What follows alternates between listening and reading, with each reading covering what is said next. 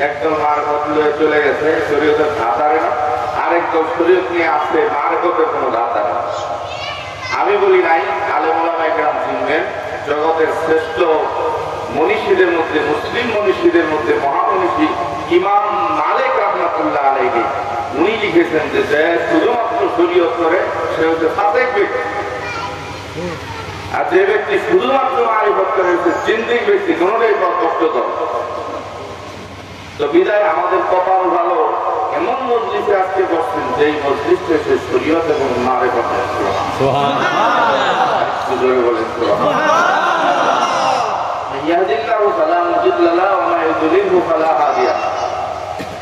আল্লাহ বলে আমি যাকে হেদায়েত দেই দুনিয়ার কেউ পথভ্রষ্ট করতে পারে না, আর আমি যাকে পথভ্রষ্ট করি দুনিয়ার কেউ তারা হেদায়েত দিতে পারে। মৃত্যুর সময় আল্লাহ নবী সাল্লাল্লাহু আলাইহি ওয়াসাল্লামের কাছে যান, বাপ ছিল না, চাচার কাছে আবেদন করছে, চাচা আপনি ব্যবসা করতে যাবেন, আমি আপনার সাথে যাব। চাচা চিন্তা করে আজকে বাবা যদি থাকতো সাথে করে নিয়ে দেখি, চাচা নিয়ে রওনা দিতে। ওখানে যাওয়ার পর চাচা বুঝতে পারছে মরা গাছের ফুল ফুটছিল, মরা গাছে গাছ জ্বালাইছে, পাতা জ্বালাইছে, সেইখানে পাত্রী দাওয়াত দিচ্ছে। আমার রসুলের উসিলায় ব্যক্তি মিলে সবাই দাওয়াত পেয়েছে ওখানে। বিশ্বস্ত লোক নাই, নবীজিকে বসায় রেখে গেছে, পাত্রী সবার একজন একজন করে তালাশ করে দেখে যারে তিনি কিতাবে পাইছে সেই লোক এখানে কেউ নেই। তখন বললো যে আপনাদের কেউ রাইখেছেন, তো একজন রাইখেছি, তো সে হচ্ছে মোহাম্মদ, তারই তো বুঝতেছি, তারা ছাড়া আপনাদেরকে তো দাওয়াত দিই নাই, কেন ছিলেই তো আপনাদেরকে দাওয়াত দিচ্ছি। সুবহানাল্লাহ। আল্লাহ নবী সাল্লাল্লাহু আলাইহি ওয়াসাল্লামের উসিলায় সেখানে দাওয়াত পেয়েছি। তখন আল্লাহ সবার বিদায় করে দিয়া চাচা জানলে বলছে, রে চাচা যান আপনার ভাতিজা এটা। প্রথম চাচা পরিচয় দেয় নেই, কত আদর করতে দেখেন, বাবা পরিচয় দিচ্ছে। পাত্রী বলছে না তার বাবা নাই, তার বাবা ইন্তেকাল করছে, আমরা কিতাবে পাইছি, তার বাবা থাকবে না, আপনি অবশ্যই অন্য কেউ। তখন পরিচয় দিচ্ছে নাকি চাচা। তারপরে আল্লাহ নবী সাল্লাল্লাহু আলাইহি ওয়াসাল্লামের নবুয়তির মহর দেখছে পিঠের মধ্যে। তারপরে চাচা জানকে বলছে শিগগিরই তাকে নিয়ে দেশে চলে যান, যদি ইহুদি কোনো মানুষ তার সন্ধান পায় মেরে বলে। সেই চাচা জানলো না, তার উসিলায় দাওয়াত খাইল না, চাচা নিয়ে গেছে চক্ষু রোগের জন্য পাত্রীর কাছে, চিকিৎসকের কাছে। যে চিকিৎসকের ডাক দিচ্ছে, ডাক দেওয়ার পর দরজা খুলে না, একবার দুইবার তিনবার। আল্লাহ নবীজি ছোট বাচ্চা, নবীজি বললেন চাচা যান আপনি ডাক দিচ্ছেন তো অনেকবার ডাকলেন, আমি একটু ডাক দিই। চাচা যান বললো আমি কত জোরে জোরে ডাকলাম, সে শুনলো না, পাত্রী ঘুমায় না কি করে তা জানি না। নবীজি বললেন আমি একটু ডাক দিই। আল্লাহ রাসূল সাল্লাল্লাহু আলাইহি ওয়াসাল্লাম ছোট্ট বাচ্চা মানুষ, চাচা চিন্তা করলো এই বাচ্চা দিয়ে কি হইব। নবীজি বললেন চাচা আপনার মানুষ বড় হইতে পারে, কিন্তু আপনার ডাকে ওজন কম। আল্লাহ রাসূল সাল্লাল্লাহু আলাইহি ওয়াসাল্লাম বাচ্চা মানুষ দেখবেন ডাকে কি সিস্টেম, খেয়াল করে দেখবেন।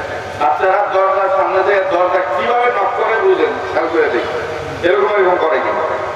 আল্লাহ রাসূল হাতটা উঁচা করে দরজার মধ্যে একটা ডাক দিয়া যখন ডাক দিলেন পাত্রীকে, পাত্রী দৌড় মেরে এসে দরজা খুলে দিল।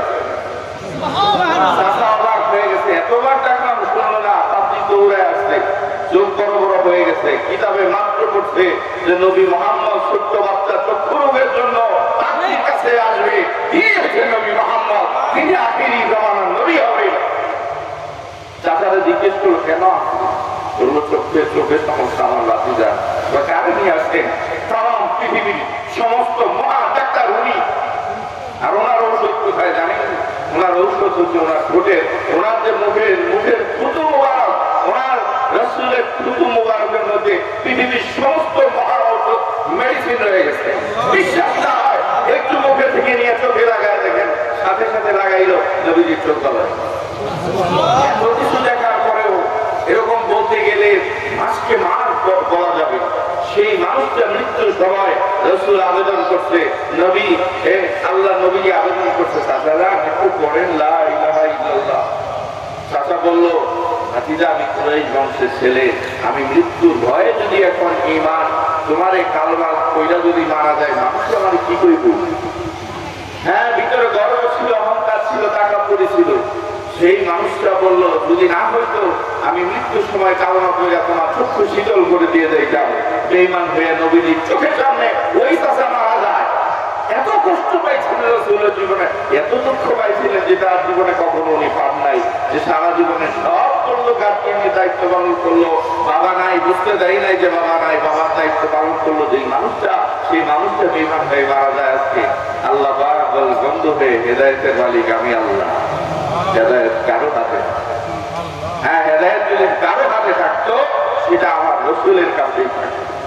আল্লাহ পাক বললেন হ্যাঁ কিয়ামতের ময়দানে এই রাসূলের সব ভাই খেদমত করার কারণে, শুধু ঈমান না থাকার কারণে মৃত্যুর পর ওনাকে আগুনের দুটা জুতা পরায় দেওয়া হবে। ঈমানের কত দাম! আফরিস দীনাকা ইয়াকফিকাল আমালুল কলিল। ইখলাসের সাথে আপনি অল্প আমল করেন, নাজাতের জন্য এটাই যথেষ্ট হবে। কিন্তু দুঃখের বিষয় ইখলাস যে কোথাও পাওয়া যায় না।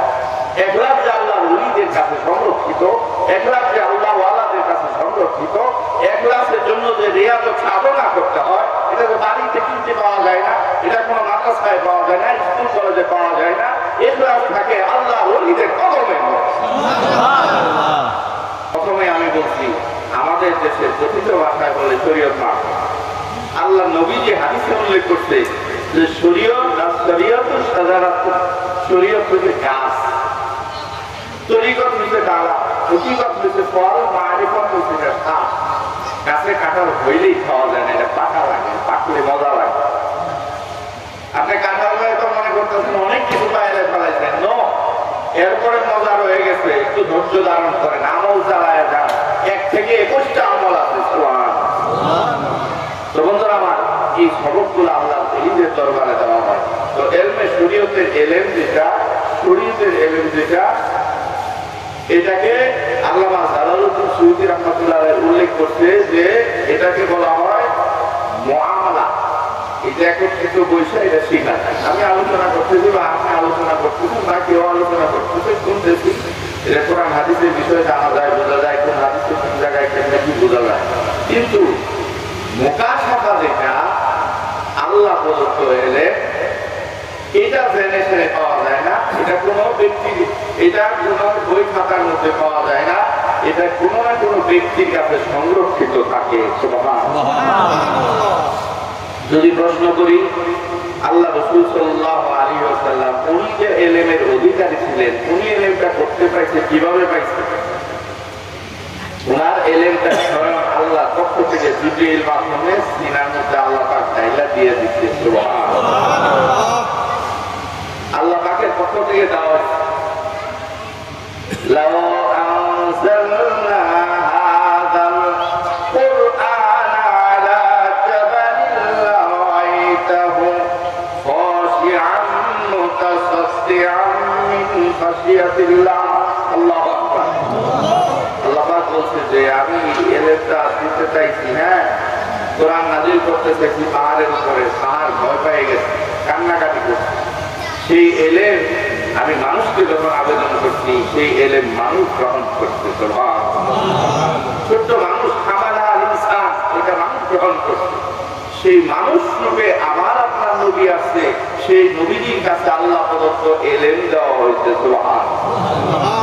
এখন আপনি আমি সেই এলেম ঘরে ঘরে বসে বসে পাওয়া যাবে না রে ভাই। রাসূলের পক্ষে একটু কষ্ট করা লাগছে। আমরা যে পীরের দরবারে যাই একটু কষ্ট করা লাগছে, এমনি এমনি পীর হয়। কিন্তু যারা আল্লাহ ওলি ব্যক্তি, আল্লাহ পাক রূপ জগৎ থেকে মেনশন করছে, তাদের আলাদা করে বানায়, নবী রাসূলদেরকে আলাদাভাবে তৈরি করা হবে। হ্যাঁ আল্লাহ পাক একটা সাধারণ মানুষ থেকে একটা নবীর মর্যাদা কত উপরে দেবে।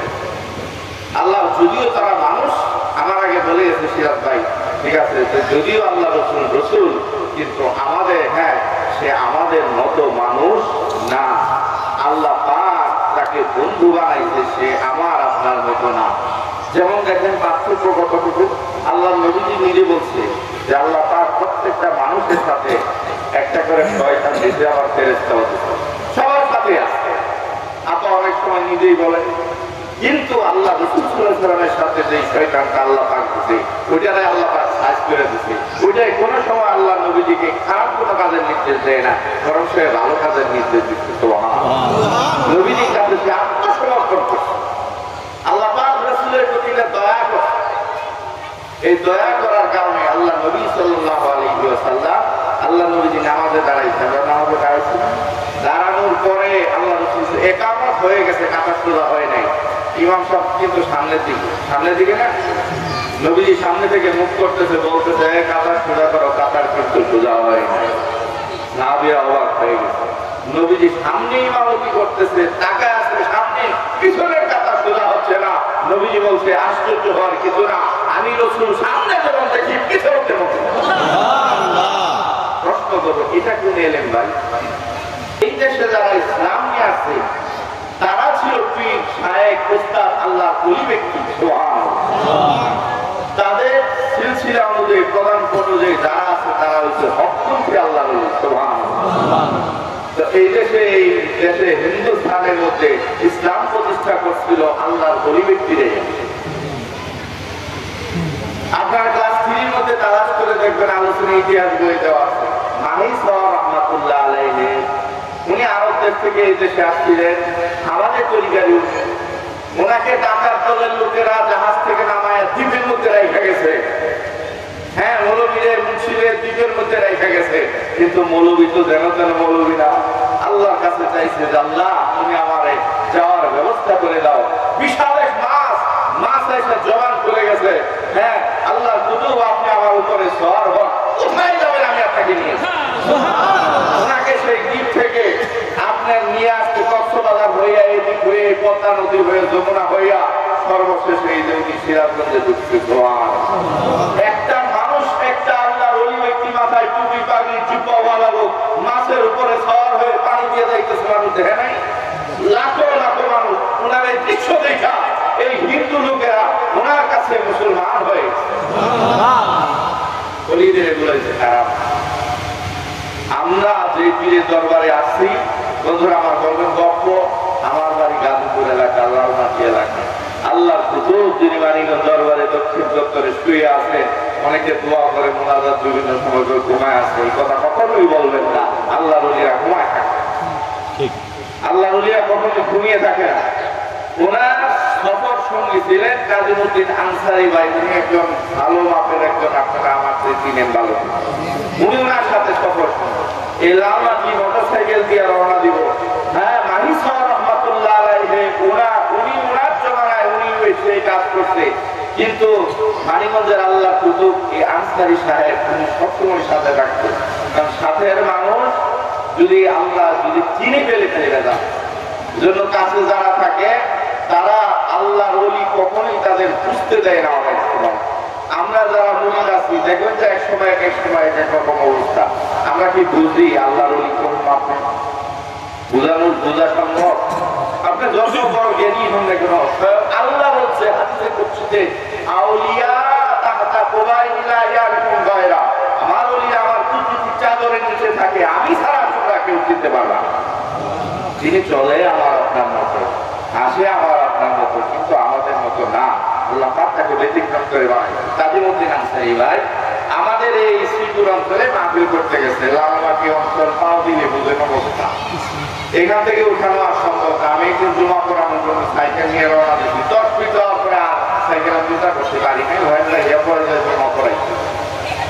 এই কাজীমুদ্দিন আনসারী ভাই ওনার সাথে ছিল, আল্লাহ কুতুব রওনা দিচ্ছে, মাহফিলে যাবে, সন্ধ্যা হয়ে যাইছে, যাবে কিভাবে? আল্লাহ কুতুব কাজীমুদ্দিন আনসারী বললো যে স্টার্ট কর মোটরসাইকেল। স্টার্ট করলে আল্লাহ কুতুব বললেন ঠিক আছে চালাও। মোটরসাইকেল চালানো শুরু করলো। কিছুক্ষণ পরে কাজীমুদ্দিন আনসারী ভাই ইন্তেকাল করছেন, নিজ কানে নিজ মুখে আমি শুনছি। উনি বললো কিছুক্ষণ পরে দেখি মোটরসাইকেলটা শূন্যের উপরে দেখতেছে। এইভাবে যাইয়া উনি মাহফিলের মধ্যে হাজির হয়ে গেছে। সুবহানাল্লাহ। এগুলো হচ্ছে আল্লাহর ওলিদের কারামত। বিশেষ বন্ধুরা আমার, মানিকগঞ্জের আল্লাহর কুতুব যার কথা বললাম, এই এলেম শিখছে কেমনে? বাড়ি থেকে শিখে না ভাই, একটু কষ্ট করতে হয়েছে না? জীবনের সব কিছু আল্লাহ রাস্তায় বিলীন করে দিতে হয়েছে। বারিশ আছে, গছ আছে, সে আসামের বনে দেয়া বনবাসী দরবেশ মাওলানা আব্দুল গনি সাহেব রহমাতুল্লাহ আলাইহি ওনার সাথে এই জঙ্গলে যে দীর্ঘদিন থাকছে, সেখানে যাইয়া উনি সে আল্লাহর ওলির কথা মতো উনি সাধনা করছে, তারপরে সেনা কিছু পাইছে। ওইখান থেকে ওনারা পাঠাইছে চরমনায়, সেখানে যে আল্লাহর ওলির দরবারে যায়। আমরা তো আল্লাহর ওলির দরবারে যাই চিন্তা করি কে কোন অবস্থানের মধ্যে। অলির দরবারে কোনো অবস্থান নাই। অলির দরবারে যাই তালাশ করতে হবে কোন জায়গায় কাম আছে, কোন জায়গায় ময়লা আছে, অপরিষ্কার অপরিচ্ছন্নতা আছে, কোন জায়গায় কাজ আছে। ওখানে যদি আপনি কাজ করে আল্লাহ অলির দরবারে মানে কামলা যায় অলির দরবারে আপনি যদি কাম করতে পারেন আপনার জীবনে কাজে আসবে। বন্ধুরা আমার, আমরা যে শাইখের কাছে বায়াত গ্রহণ করছি তিনি কোথেকে আসছে? আল্লাহ রাসূল সাল্লাল্লাহু আলাইহি ওয়াসাল্লাম থেকে 22 হাজরানামাটা বলছে 43তম ব্যক্তি আমাদের শাইখ মুর্শিদ। সুবহানাল্লাহ। আমাদের যিনি শাইখ ওনার দাদার নাম হচ্ছে মুসলিমুজ্জামান সিদ্দিকী।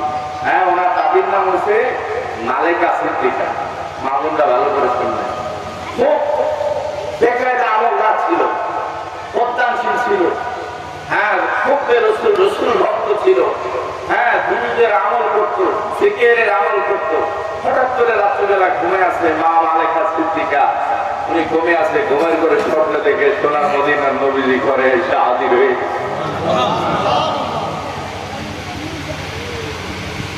দরবারের প্রত্যেকটা কিতাব খুলে প্রথমেই দেখবেন এই আলোচনাটা। হ্যাঁ, মা মালেকা সিদ্দিকা ঘুমের ঘরে স্বপ্নে দেখে রসুল ঘরে এসে হাজির হয়েছে। খালি হাতে আসে নাই, হাতের মধ্যে একটা ফুল ছিল। সুবহানাল্লাহ।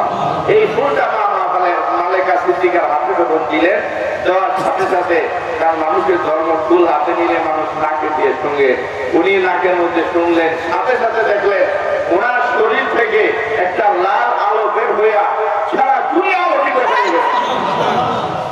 হ্যাঁ, সারা দুনিয়া আলোকিত হয়ে গেছে। মুহূর্তের মধ্যে উনি রসুলকে হারিয়ে ফেললেন। আরে রসুল একটা ভক্ত, রসুল ঘরে আইসে আবার হারানোর কথা। উনি সকালবেলা উনি ওনার স্বামী নসিমুজ্জামান সিদ্দিকী আল্লাহর কুতুবকে বললেন, আমি তো রাত্রে এই স্বপ্ন দেখছি। তখন পুরুষ মানুষ কথা গোপন রাখতে পারে, মায়েরা হয়তো গোপন রাখতে পারে না, এটাই হচ্ছে ধর্ম। যখন বললেন বাবা নসিমুজ্জামান সিদ্দিকী, উনি বললেন যে আমি অনেক আগে সংবাদ পেয়েছি, আমাকে দেখানো হয়েছে তোমার ওরসে আমার সন্তান জন্ম নিবে, যার উসিলা করে লাখো উম্মতের হেদায়েতের কাজ হবে। এটা আমি অনেক আগেই জানি। এই সেই জন্মের আল্লাহ কুতুব যেই দরবার তিনি প্রতিষ্ঠা করছেন, তিনি আমার আপনার শাইখ আল্লাহ কুতুব। সুবহানাল্লাহ। যার দরবারে আমরা গিয়েছিলাম। আর তিনি আমার আপনার বর্তমান যিনি শাইখ, উনি মাদারজাত একজন আল্লাহর ওই ব্যক্তি। মাদারজাত মাতৃকর্মে যখন ছিলেন তখনই উনি আল্লাহর দরবারে দোয়া করছিলেন যে আল্লাহ আমাকে এমন একটা সন্তান দিবা যিনি নাকি সবাই চিনি, ফকির আব্দুল কাদের জিলানী রাহমাতুল্লাহ আলাইহি। আমি কসম করে বলি ওনার জীবনীতে আপনি পড়ে আর আমার বর্তমান শাইখের বাস্তব জীবনটা চোখে দেখেন। হ্যাঁ, একটা হচ্ছে পড়ার, একটা হচ্ছে দেখা।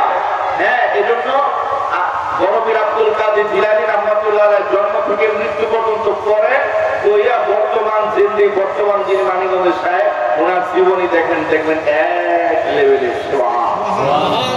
উনি দোয়া করছিলেন জন্মের সময় যে আল্লাহ ওরকম একজন আল্লাহ, হ্যাঁ ওরকম একজন শক্তি সম্পন্ন একজন সন্তান আমার তুমি দান করিও।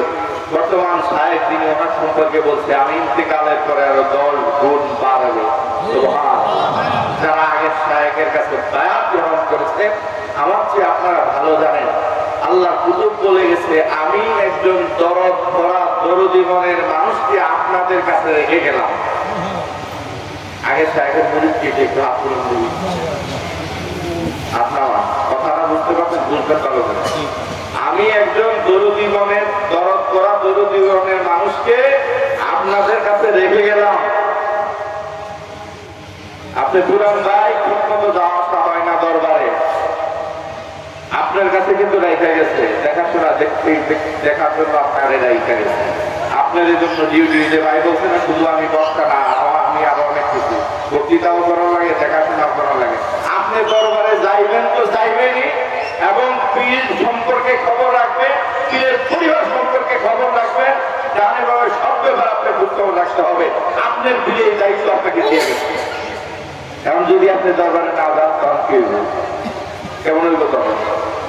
ওই যে পীরে আপনারা হুকুম করে দিচ্ছে ওইটা আপনি পাই, ওই পীরের যখন হুকুম আপনি অমান্য করবেন তখন কি আর মুড়ি থাকবো, মুরিদ থাকবে না। এই জন্য আপনার ডিউটিটা বেশি। যারা নতুন মুরিদ বর্তমান পীরের কাছে, তার হিসাব থেকে আপনার হিসাব অনেক বেশি, দায়িত্ব সবসময় বেশি। এই জন্য শিয়াল ভাই বলছে যে আমি এখানে দোয়ার মাহফিল করতেছি, আমার পীরের দরবারে যে লক্ষ কোটি মানুষ আসবে, সেখানে যে বিরাট একটা অ্যারেঞ্জ আছে, সেখানে একটা হিসাব কিতাব তো দরকার আছে। অনেক কথা আছে, বলা যায় না, শুধু বুঝে নিতে হবে। আমার পীরের দরবার এখানে হচ্ছে, এটা আপনার কেন বুঝে আবার আপনার কাছ থেকে তাবারুকের ব্যবস্থা আমি তো 30 বছর ধরে করে এসেছি। দোয়া মাহফিলের সমাজে ওখানে যাইতে হবে, বিশ্ব ইজতেমার সমাজে সামিয়ানা লাগবে, টিউবওয়েল লাগবে, খুঁটি লাগবে, এটা তো জানাই আছে। এটা আবার নতুন করে ওয়াজের কিছু না, বরঞ্চ আপনি এই ওয়াজটা নতুন আরেকটা বাইরে বুঝাতে ভাই, বিশাল বড় সেখানে হয়। কথা কি খারাপ বলছো ভাই? বলবে যদি ক্ষমা করবেন। তো বন্ধুরা আমার এটা হচ্ছে তরিকার কাজ। তরিকার কাজ কোনটা? আমার সাহেব আমার পীরে চোখের নজরের মাধ্যমে মানুষের পরিবর্তন হয়ে যায়, যায় না? আমি সারাদিন ওয়াজ করে কোনোদিন পারবো না, এটা আমি ভালো করে জানি। কিন্তু আল্লাহর, কারণ আল্লাহর ওলিদের চোখের নজরের মাধ্যমে। একটা লোক তোকে হাত দিয়ে বলেন সেখানে তারা যে আমি মুরিদ হয়েছি মানিগুলের বিশ্বাসের কাছে, আমার পীরে টুপি পড়তে বলছে, একটা লোক দাঁড়ায় জোবা পড়তে বলছে, মাথায় টাঙ্গি পড়তে বলছে। হুজুররা মসজিদের ইমাম সাহেব দাওরা পাক, মুফতি পাক, ইফতা পাক করতে, বড় মুফাসসির বিরাট বড় আল্লাহওয়ালা মানুষ, সে লম্বা জুতা পরে না, আপনি পরেন বাতাস পান না, আপনি এক লাগলে আপনার গায়ে জুতা উঠবে আপনার পিছনে। যখন আপনি আল্লাহর ওলির কাছে যখন আসছেন, সে আল্লাহর ওলি আপনার জন্য দোয়া করে। সেই নামটা সোনার মদিনার নবীজির কাছে যায়, সেই হিসাবটা আপনাকে যে আল্লাহর ওলি বলছে আমি আপনাদেরকে নিয়ে জান্নাতের দিকে একটা দৌড় দিচ্ছি। এখন দৌড়ে আপনি যদি আরেক দিকে থাকেন তাহলে তো হবে না। স্পিরিট বাণীর দরবার চলছে, আপনার প্রতিদিন মাহফিল করতেছে, একদিনে 3টা 4টা 5টা 10টা মাহফিল করে, আর আপনি আমি করি। এজন্য গতির সাথে গতি যদি আপনি না মিলান তাহলে আপনি ছিটকে পড়ে যাবেন, মনে রাখবেন। সময় বেশি দিন নাই। এখন আপনি দেখেন যারা তরিকার কাজ করে, যারা করে না, তাদের মধ্যে পার্থক্য কি পার্থক্য? যারা তরিকার কাজ করে 1 নম্বর সুস্থ থাকে। পীরের জ্বর কাজের হিসাব মিলে যদি আপনি কাজ করতে পারেন, আল্লাহর কুতুব বলছে 2 বেলা সবর আদায় করবা, সেই মুরিদ মৃত্যুর আগ পর্যন্ত লাঠি ভর করে তোমাকে হাঁটতে হবে না। আমরা আমাদের কাজের কারণে কিন্তু, আমাদের ভুলের কারণে কিন্তু আমাদের হয়ে যায়। 1, আপনি সুস্থ থাকবেন। 2, আপনি পীরের গতির সাথে মরণ পর্যন্ত আল্লাহ পাক এই কষ্ট পরিশ্রম করার কারণে আল্লাহ পাক আপনাকে এই পথে রাখবেন। তরিকা এমন একটু বুঝে ভাই বলছি যে গরম তরিকা, আপনি তরিকা হাত দিয়ে তারপরে একলা চলেন, নিজের মন মতো চলেন, মাহফিলের খবর নাই, যাওয়ার তার খবর নাই। বুঝে ভাই বললো না তখন শুরুতে বয়ানের মধ্যে যে পরীক্ষায় যায় এমন আপনি সাবজেক্ট পড়ালেখা করলেন না, আনটা পাই গোলালো করি। তো এই জন্য আমরা গোলালো যেন না হয়, আমরা বর্তমান জমানার শ্রেষ্ঠ আল্লাহ নবীর কাছে গ্রহণ করেছি। আমাদের কোনো প্রকার দুর্বলতা থাকতে পারে না। দুর্বলতা থাকলে আল্লাহ পাক এটা ব্যবস্থা করে দেবে, আল্লাহ পাকের পক্ষ থেকে ম্যানেজ করে দেবে। বিভিন্ন রকমের দুর্বলতা থাকে, মানুষের দুনিয়াবি হিসাবে থাকতে পারে না। শেখ ফরিদ আল্লাহ কুতুব মহান আল্লাহ ওলি ছিলেন, আমাদের এই তরিকার সিলসিলার একজন লোক ছিলেন। মানুষের কিছু না কিছু বিঘ্নতা থাকে। ওনার একটা সমস্যা ছিল, ওনার ঘরের বিবি ওনার মাফেক ছিল না, ওনার ঘরের বিবি ছিল একটু গরম মেজাজি না। ওনার সাথে আচার আচরণ ভালো করতেন না। দেখা গেছে অনেক ভক্ত মুরিদ ওনার যে জায়গায় খানকা ছিল, ওইখান থেকে খানকা থেকে ওনার মুরিদরা আবেদন করছে যে আব্বাজান, আমরা আপনার কাছে বায়াত গ্রহণ করছি, আপনার জন্মস্থান, আপনার যে বাড়িঘর, সেখানে আমাদেরকে কোনোদিন নেবেন না। আমরা তো যাই, পীরের বাড়িতে যাই না, মনটা কত শান্তি লাগে ওখানে গেলে। মুরিদরা আবেদন করছে আল্লাহর কুতুবের কাছে যে আপনার বাড়ি একদিন আমরা যাবো, আমরা সালার পাকা একটু দিকে আল্লাহ বিল্লাহ করে আসবো। শেখ ফরিদ রহমতুল্লাহ আলাইহি আল্লাহর কুতুব উনি বললো যে একটু সমস্যা আছে, ঠিক আছে নিয়ে যাবো, তোমরা বলছো যেহেতু। অনেকজন মুরিদদেরকে লইয়া, খাস কিছু মুরিদদেরকে লইয়া উনি বাড়ি গেছে। তো বাড়ি যাওয়ার পরে যাই বিবির কাছে বলছে, ওনার বিবি ছিল একটু গরম মেজাজি মানুষ, বন্ধ লাইন। তো উনি বললো যে আমার মুরিদরা চাল ডাল দাগি সবকিছু নিয়ে আসছে, এখন শুধু পাকানির ব্যবস্থাটা তোমার কাছে একটু পাকায় পড়া দিবা, তারপরে তারাই সবকিছু নিয়ে আসছে, তার একটু খাওয়া দাওয়া, একটু দাবার খাবো। মহিলা মাহবুব উনি রাগ হয়ে কয় কি খেয়াল করে, উনি রাগ হয়ে বলতেছে যে দেখেন পাকামো কি দিয়ে আমি এত বিশাল তাবার মাথার চুল দিয়ে পাকামো লাগবে কইতেছে। আল্লাহ রবি বলতেছে না, তোমার চুল নষ্ট করার দরকার না, আমি লাকড়ির ব্যবস্থা করি। এই দুজনের তর্ক মুড়িটা শুনতেছে। কিছু কিছু মুড়িদের মনের মধ্যে সন্দেহ থাকছে, তিনি হ্যাঁ উনি এত লাখো লাখো মানুষের পীর উনি, হ্যাঁ আমাদের ওনার ঘরের বউ ওনার কথা শুনে না, এটা কেমন কথা হইল? সন্দেহ যাচ্ছে। তখন উনি বলল মুরিদদেরকে যে আপনারা থাকেন, আমি আসতেছি। এই লাকড়ি আল্লাহর কুতুব নিজে জঙ্গলে যাইয়া লাকড়ি সংগ্রহ করে বোঝা বানায়া এবার রওনা দিছে, বিশাল লাকড়ি নিয়ে আসবো। আল্লাহর ওলি মানুষ একটি লাকড়ি বহন করার লোক। এবার আল্লাহ বলতেছে যে আল্লাহ তোমার মেহমানরা আমার বাড়িতে আছে, এই লাকড়ি নেওয়ার ব্যবস্থা আমার মাথার মধ্যে লাকড়ি মোচা করে দাও। জঙ্গলে তো কোনো লোকজন নাই, কতটুকু ভালোবাসে আল্লাহকে, কতটুকু আন্তরিকতা।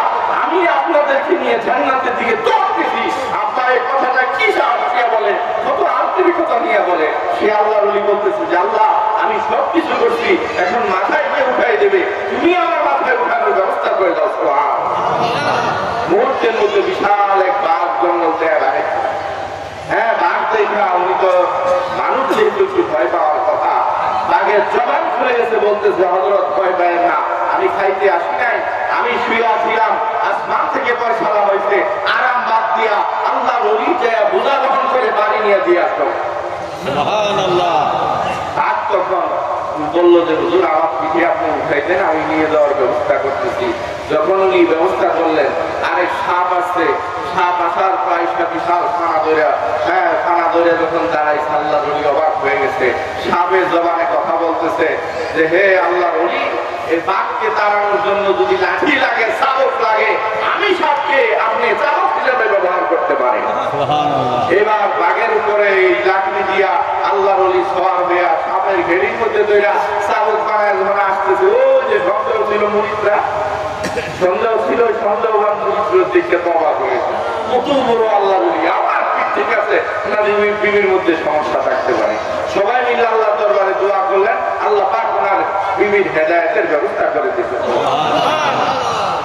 বন্ধুরা আমার, আল্লাহ এই দুনিয়ার জমিনটা, এটা জমিনদের জন্য জেলখানা। আপনি দরবারে যাবেন, আপনার ছেলের সমস্যা, বউর সমস্যা, বিভিন্ন ধরনের সমস্যা, মা বোনরা দরবারে যাইব, স্বামীর সমস্যা, এই সমস্যা, বিভিন্ন রকমের সমস্যা।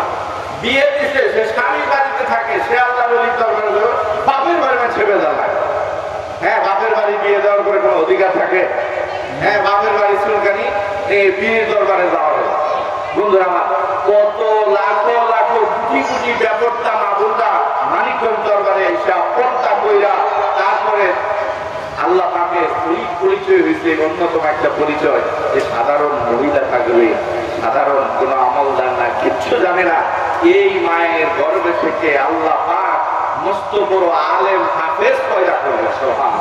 যেটার বাস্তবতা আমরা পাচ্ছি না, অনেকেরই সন্তান আল্লাহ পাক আলেম হওয়ার মতো ব্যবস্থা করে দিচ্ছে। তো এই জন্য আমি যেটা বলতে চাচ্ছিলাম, ইলমে শরীয়ত এক জিনিস যেটা স্কুল মাদ্রাসায় যায় পড়া লাগে, আর ইলমে মারিফত যেটা আল্লাহ ওলিদের কাছ থেকে শেখা লাগে। যে ইলমটা নবীর কাছে আসে, নবী থেকে সাহাবীদের কাছে ছিল, সাহাবীদের থেকে তাবিঈদের কাছে, তাবিঈ থেকে তাবে আজমাইন সালবিসিরিন আইমায়ে মুস্তাহিদিন, এইভাবে ইলমটা আসে। আল্লাহ পাক কোরআনের মধ্যে আছে। যেমন ধরেন আমরা বায়াত গ্রহণ করছি, কোরআন শরীফে আছে না নাই? আছে না নাই? অনেকে আয়াত জানে না, আমাদের মধ্যে যারা তারা কিন্তু অনেকে আয়াত জানে কোরআন শরীফে। এখন আমি আপনার প্রশ্ন করি, আল্লাহ বলছে ওয়াত্তাবিউ, শব্দটা আমর, আলেম মানুষ যারা ওনারা বলছে আমরের থেকে বলা অর্ডার করতে আল্লাহ, ওয়াত্তাবিউ সাবিলা মান আনাবা ইলাইয়া, যে আমি আল্লাহ রাস্তায় চলে, তুমি তাকে অনুকরণ করো। আল্লাহ বলছে কুনু মা সাদিকিন, হ্যাঁ আমরের থেকে ব্যবহার করছে যে তোমরা আল্লাহ ওয়ালা ব্যক্তি। আমরা তো বায়াত মুরিদ হয়েছি মাসে, বছরে, 6 মাসে, বিশেষ সময় মাসিক নগরে যাই। মুরিদ হয়েছে আপনার কন্টিনিউ পীরের পিছে কামলা দিকে, বাড়িঘর সব কিছু বেচা যা আছে সব যদি আপনি আল্লাহ রাস্তায় পীরের পেছনে আপনি ব্যয় করতে পারেন, ব্যবস্থা করতে পারেন, এই দেশে কাজ রাখা। এই জন্য আল্লাহ নবী বলছে লা ইউমিনু আহাদুকুম হাত্তা আকুনা আহাব্বা ইলাইহি মিন ওয়ালিদিহি ওয়া ওয়ালাদিহি ওয়ান নাসি আজমাইন। যতক্ষণ পর্যন্ত তুমি পাক্কা ইমানদার হইতে পারবে না, যতক্ষণ না তুমি তোমার সব কিছু থেকে তুমি তোমার পীরকে, শায়েখকে, আল্লাহ রসুলের খলিফাকে ভালো না বাঁচতে পারো। সুবহান। আমরা বায়াত হয়েছি, আল্লাহ পাকের একটা বিধানকে আমরা গ্রহণ করছি। যখন আপনি বায়াত গ্রহণ করছেন, অটোমেটিকলি আপনার ভিতরে এলেন ঢুকছে। এই এলেমের কারণে আপনি মাথায় টুপি দিতে পারলেন। এই যে মাহফিলে কষ্ট করে আপনি এখানে আল্লাহ পাক যাতে বেহেশতে দিবেন, জান্নাতে দিবেন, মারা যাওয়ার পর এটা রসগোল্লার মধ্যে আপনি এখানে কিনে দিয়ে দিবেন। আল্লাহ পাক দুনিয়ার জমিনে তাদেরকে দিয়ে বেহেশতের কাজ করাই নেবেন। এই যে আপনি এখানে আসছেন, বেহেশতি মজলিসের মধ্যে হাজার লক্ষ মানুষ থেকে আল্লাহ তাআলা পাইছে আপনাকে এই জায়গার মধ্যে নিয়ে আসছে। সুবহানাল্লাহ। তো বন্ধুরা আমার বায়াত হইলেন আপনি কোরআন শরীফের মধ্যে আপনি কোন মাস দেখি এই আয়াতের তাফসীর আয়াত হওয়া ওয়াত্তাবি সাবিলা মান আনাবা ইলাইয়া, এই আয়াত থেকে বায়াত হওয়া। আল্লাহ পাক বললেন ইয়াদুল্লাহি ফাওকা আইদিহিম, এই যে হাতে হাত দিয়ে বায়াত গ্রহণ করুন। হ্যাঁ, আল্লাহ পাক বলতেছে আপনি যখন একজন কাফের বেঈমান বেদিন মানুষকে যখন আপনি রাসূল হাতে হাত দিয়া বায়াত গ্রহণ যখন আপনি করান, তখন আমি আল্লাহ পাক আমার রাসূলের কারণে ওই লোকের জীবনে সব গুনাহ মাফ করে দেব। শুধু তাই না, আমার কুদরতি হাতও ওখানে থাকে। এখন যারা বলে যে বায়াত হওয়া যাবে না, বায়াত নাই, অমুক নাই, তমুক নাই, তাহলে এরা কি সঠিক বলতেছে না ভুল বলতেছে? কথা বুঝতেছে? এইটা কার কথা যেগুলো বললাম, ইয়াদুল্লাহি ফাওকা আইদিহিম, কে বলছে? স্বয়ং আল্লাহ বলছে যে রাসূল আপনার হাতে হাত দেয় আপনার সম্মানে, আল্লাহর ওলি ব্যক্তির সম্মানে আপনার আমার জীবনের গুনাহ মাফ হয়ে যায়। সুবহানাল্লাহ। ওই জায়গায় আল্লাহ পাকের কুদরতি হাত থাকে। আল্লাহ বলে যে আমার হাত তো থাকে ওখানে। গেল কোরআন শরীফ থেকে আসেন হাদিস শরীফের মধ্যে অসংখ্য হাদিস। হ্যাঁ, অসংখ্য হাদিস। বুখারীতে 12টা হাদিস আছে, তিরমিজি শরীফে আছে, মুসলিম শরীফের মধ্যে আছে। অনেক হাদিস শরীফের মধ্যে আপনি তালাশ করে দেখবেন কিয়ামতের ময়দানে আপনাকে ডাক দেওয়া হবে আপনার শায়েখ পীর সহকারে, আপনার ইমাম সহকারে। কিয়ামতের দিন ইয়াদুল্লাহু ইমামিহি, আপনার ইমাম আপনার পীর শায়েখের সহকারে, নাম সহকারে আপনাকে ডাক দেওয়া হবে কিয়ামতের ময়দানে। কারণ সে আপনার পরিচয়, অমুকের লোক কোথায়, নবীজি মুহাম্মদের লোক কোথায়, এমন আপনি কার লোক? নবী মুহাম্মদ সাল্লাল্লাহু আলাইহি সাল্লামের লোক। আমার পীর কার লোক? নবী মুহাম্মদ সাল্লাল্লাহু আলাইহি সাল্লামের খলিফা। সুবহানাল্লাহ। আপনারা আমার খলিফা বানায় নাই ভাই, খলিফা ওনাকে বানাই। এবার দেখেন কিয়ামতের ময়দানে মানুষকে প্রশ্ন করা হবে, অনেক ধরনের প্রশ্ন করা হবে। তার মধ্যে আল্লাহ নবী সাল্লাল্লাহু আলাইহি সাল্লাম বলেন, এই যে আল্লাহর কোরআনের এই বায়াতের কথা আছে, যদি কোনো মানুষ বায়াত না হয়, গাফেরামি করে, জান্নাত হইলাম, যদি সে আল্লাহ এক কোরআনের আল্লাহর কথাকে সে অমান্য করলো, তার সম্পর্কে কি সতর্কবাণী আল্লাহ নবী বলেছে? কি সতর্কবাণী? অনেকগুলো হাদিস, একটা হাদিস আমি উল্লেখ করি, মাতলাম ইয়ারিফু ইমাম জামানাহু ফাকাদ মাতা মাইয়িতান ফিল জাহিলিয়া। কোন মানুষ যদি তার জমানার ইমামের কাছে, আল্লাহ ওলির কাছে বায়াত গ্রহণ না করে, এই ব্যক্তি যদি মারা যায়, তাহলে সে জাহেল, মাইয়িতান ফিল জাহিলিয়া, জাহেল ব্যক্তিদের মতো তার মৃত্যু হবে। আপনি কি চান যে আমার মরণ জাহেলের মতো হোক? না, কেউ চাবে না, কেউ। এই জন্য আমি ক্লিয়ার বললাম, কোরআন থেকে বললাম, হাদিস থেকে বললাম, অসংখ্য হাদিস আল্লাহ নবী উল্লেখ করেছে যদি কোনো মানুষ কয়েকটা হাদিস আছে যে কোনো মানুষ যোগ্যতা থাকা সত্ত্বেও মক্কা মদিনা আসলো না, এই ব্যক্তি ইহুদি না সারার মতো মূলক, আমার কিচ্ছু আসে যায় না। যে ব্যক্তি তার জমানার আল্লাহ ওলির কাছে বায়াত গ্রহণ না করে মারা গেল, তার মৃত্যু জাহেল ব্যক্তিদের মতো হোক, আল্লাহ নবী সাল্লাল্লাহু আলাইহি ওয়াসাল্লাম উল্লেখ করছে। তারপরেও যদি কোনো মানুষ বলেন যে ভাই আমার বায়াতের কোনো দরকার নেই, তারপরে বোঝানোর আর আমার বাসার ভাষা নাই, এটা কোরআনের বাণী, এটা হাদিসের বাণী। জোরে বলি সুবহানাল্লাহ। আর যদি বায়াত গ্রহণ করে, তার সুসংবাদটা কি? বায়াত যখন মানুষ গ্রহণ করবে, তার সুসংবাদ হচ্ছে এই, আল্লাহ নবী সাল্লাল্লাহু আলাইহি ওয়াসাল্লাম বলেন, আল্লাহ পাক কোরআনে উল্লেখ করছে, যখন মানুষ বায়াত গ্রহণ করে, তখন আল্লাহ পাক এই বায়াত গ্রহণ করার উসিলা করে তার পিছনের জিন্দেগি সব গুনাহ আল্লাহ তাআলা মাফ করে দেন। সাথে সাথে তার নামটা সোনার মদিনায় রাসূলের কাছে সাইরত ফেরেশতা আছে, তার নামটা পৌঁছায় যায় নবীজির দরবারে। যখন সে বায়াত গ্রহণ করা হয়, তার নামটা রাসূলের দরবারে পৌঁছে সোজা, কারণ বায়াত করতো কে? আমাদের নবীজি। বায়াত করতো রসুল, সেই দায়িত্ব রসুলের প্রতিনিধিরা করে, সেই দায়িত্বটা পালন করি। তো বন্ধুরা আমার, আমরা আল্লাহ এবং আল্লাহ রসুলকে পাওয়ার জন্য বায়াত গ্রহণ করেছি। জোরে বলেন সুবহানাল্লাহ। যে বায়াত গ্রহণ করবে, আল্লাহ পাক বায়াত গ্রহণ করার পরে যখন সে শায়েখের কথা মতো সে আমল করবে, আমল করার বদৌলতে দুনিয়ার জমি থেকে সে আল্লাহ পাকের আখিরাতের ফেরেশতাদের সুসংবাদ পাইয়া ইন্তেকাল করবে। বায়াত গ্রহণ না করলে যেমনি ভাবে একটা লোক দুনিয়া থেকে জাহেলের মতো মারা যাবে, বায়াত গ্রহণ করার বদৌলতে দুনিয়া থেকে জান্নাতের সংবাদ পেয়ে